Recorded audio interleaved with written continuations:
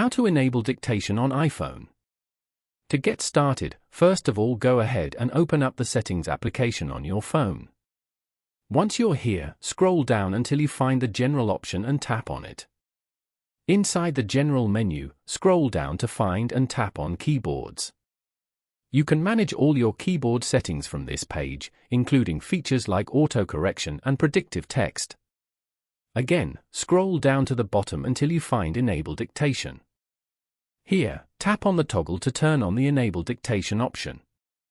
A pop-up will appear, just tap Enable Dictation to confirm your choice.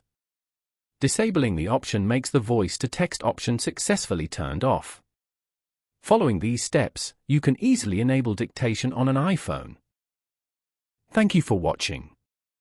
Please leave a like if this tutorial helped you, or leave a comment below if you have any questions related to the video.